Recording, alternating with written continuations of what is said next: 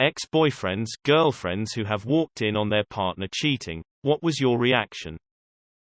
I ghosted her. In a big way. I left on a Wednesday afternoon to go out of town for work until Friday night. She wasn't working that day, so I kissed her goodbye and left, figuring that she'd probably crash at my place while I was gone. Once I got on the road, I realized I left my paint meter. I was going to an auto auction in PA at the house, so I turned around and went back to grab it. I guess I was gone an hour. Anyhow, I get home and there's a strange car in the driveway. I enter the house quietly, grab the paint meter that I had left by the door, hear her clearly some guy. Okay, it's on. I walk outside, snap a pic of his car in my driveway and leave. I sneak back out, call a friend of mine who works construction. He gets me in touch with his friend the locksmith. The next morning after she leaves for work, the locks are changed. That night I get a panicked phone call, many of them. I ignore them. The next morning I text her a pic of his car, told her the locks were changed and to not bother calling me or texting me as she was now blocked.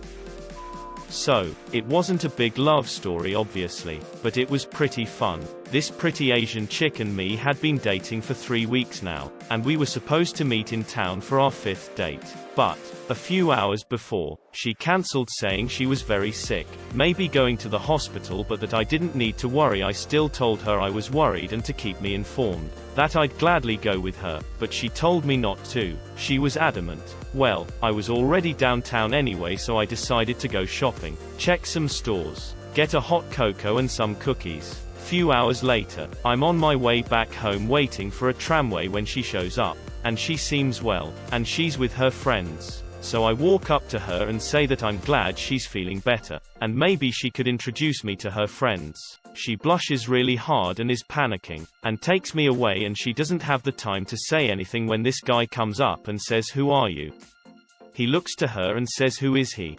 He's obviously jealous, but in a way that he's suspicious that she's cheating on him. Before she says anything, I tell him, "Nice to meet you, I'm MNYX. And you? Nice to meet you too. I'm Dennis." So Dennis is what I believed was my girlfriend's boyfriend. I leave them both to it and tell the girl never to call me again, or text me. Just plain and simple. I tell her that I won't answer any of her calls and text. Seems cheesy now, but I couldn't come up with anything better. I remember it was rainy, and then there was a big scene at the tramway stop between them both. People were watching. I felt stupid making my exit, because I couldn't just sit next to them and wait for my train after I had said that. So I decided to walk to the nearest tramway stop on the same line. At home in the evening, I still received a text from her saying exactly word for word, "Are you mad?" Couldn't help but burst out laughing. Between that and the hospital excuse, I had no regrets really.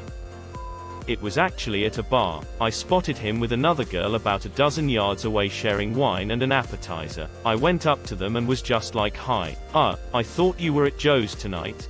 He just kinda looked at me dumbfounded and went, "Oh, hi, this is Alipu 1990. Alipu. This is Laura." It was very bizarre, and we all just stared at each other for a minute before he had the balls to say, "We are just finishing up here, but I'll come by your apartment later."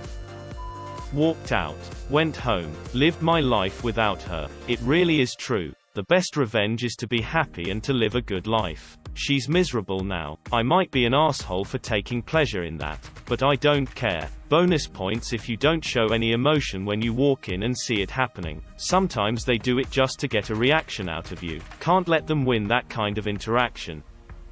I screamed that there was a fire, locked them out of the house. They were naked in January in Hungary. -30°C. Happened 20 years ago. I was having a lot of complications when I was pregnant with my oldest daughter and had extreme pain one day, so I came home early from work. When I get home, I see 2 purses that I knew weren't mine sitting on the stand. I head to my room to see if my then boyfriend could explain the purses. I'm hearing noises coming from our room, and I know exactly what those sounds were. I opened the door to peek in, and he's having a threesome. I close the door and just go back into the living room. I was shocked. I was supposed to be on bed rest, but I was the only one who had a job, so I was going to school and working while he got to stay home all day. I was livid, but what was scary is that I was so furious that I remained calm. I went into the living room, sat on the couch and waited for them to come out. When they finally did, I asked them if they had fun, told them they needed to get out of my apartment. He tried to talk to me, but I told him he needed to get out. I calmly packed off of his stuff up. Had a friend come over because I couldn't do heavy lifting being 7 months pregnant and dropped his stuff off at his parents' house that night. It's still shocking to me that I remained so calm being that angry. You were working, going to school, and pregnant. I'm impressed. And he was 2 women in your apartment and on your bed. Unbelievable. I was out for a friend's birthday and boyfriend was out with his friends but supposed to meet up with us. We were texting but his replies got drunker until he just stopped replying. So last call happens and I go back with my friend to her place which was just down the street from my boyfriend's apartment. I'm drunk and I know he's drunk so I decide to head to his place so I can surprise him and get laid. Funny story. I got surprised because he was getting laid. I straight walked in on him with some chick naked on top of him. There was lots of yelling and he tried to blame it on me. That. I will never forget the sight of him naked in the kitchen trying to hide his junk while telling me I made him cheat.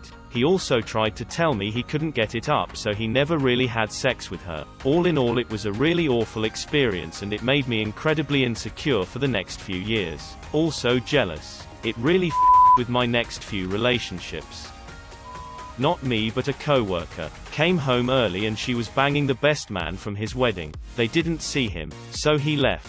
And never went back. He worked as a mechanic days and a bartender nights to buy her a nice house and nice CA. He drove an 80s Chevy truck with 350,000 miles. She didn't know why he didn't come home. He quit the shop with no notice. Each day he was missing her calls to the shop got more frantic. He showed at work 2 weeks later to get his check. Told us why he ghosted on us. Left her with a fine house and a car she can't pay for. They didn't have kids. So I guess it's good. Wouldn't take my phone calls or respond to text messages while I was at work. Looked and found his online dating profile. Came home. Went through his phone. Had been cheating on me with multiple women. Sent and received nudes. Went to their houses. Took pictures of my house and sent him to women claiming it was his and he just bought it. He didn't respond that day because he had a date with a girl at Walmart. Woke him up after I went through his phone and told him I knew. His response: this couldn't wait till the morning. He had a date with a girl at Walmart. It makes you lose faith in relationships and the whole idea of love. Because no matter how attentive, attractive, charming, kind, or successful you are, there is something you will never be. Different. And sometimes different is all they want. Been single for a long time due to this, well, partially I guess. Lots of factors go into it. Reminds me of this post I saw a while back. Went like this. A lot of people ask me what my biggest fear is, or what scares me most, and I know they expect an answer like heights, or closed spaces, or people dressed like animals. But how do I tell them that when I was 17 I took a class called Relationships for Life, and I learned that most people fall out of love for the same reasons they fell in it. That their lover's once endearing stubbornness has now become refusal to compromise, and their one-track mind is now immaturity, and the bad habits that you once adored is now money down the drain. Their spontaneity becomes reckless and irresponsible, and their feet up on your dash is no longer sexy. Just another distraction in your busy life. Nothing saddens and scares me like the thought that I can become ugly to someone who once thought all the stars were in my eyes. Gets me every time. I've been there, and I found those words when I was at my absolute lowest point. I showed it to my best friend, and he found something else that author wrote. I never expected this to be my most popular poem out of the hundreds I've written. I was extremely bitter and sad when I wrote this, and I left out the most beautiful part of that class. After my teacher introduced us to this theory, she asked us, is love a feeling, or is it a choice?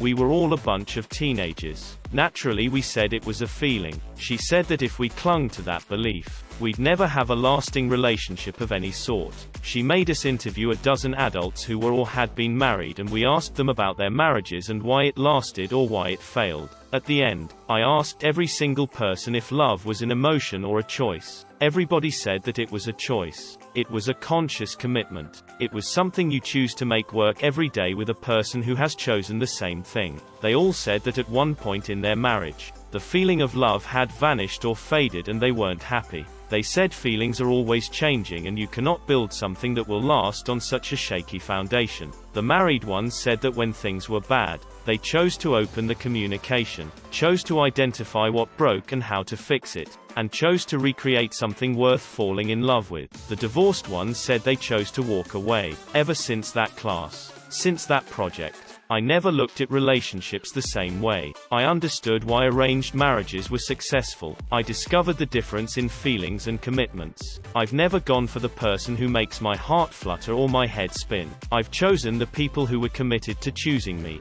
dedicated to finding something to adore even on the ugliest days. I no longer fear the day someone who swore I was their universe can no longer see the stars in my eyes as long as they still choose to look until they find him again. It changed my perspective, and helped me find some strength. You okay, op? I told her that Quixel is not even a word and no, she can't have a triple word score.